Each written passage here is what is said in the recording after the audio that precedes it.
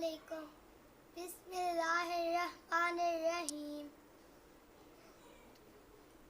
یزید اور یزیدیوں کے پاس نماز بھی تھی، روزے بھی وہ لوگ رکھتے تھے، حج بھی کرتے تھے، ان بہت عبادت گزار بھی تھے.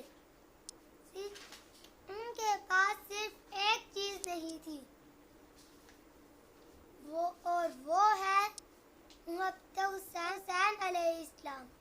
حسین علیہ السلام کی محبت کے بنا نہ ان کی نماز ان کے کام آئی، نہ روزے اور نہ حج، بلکہ قیامت تک کے لیے لعنت کما رہے ہیں.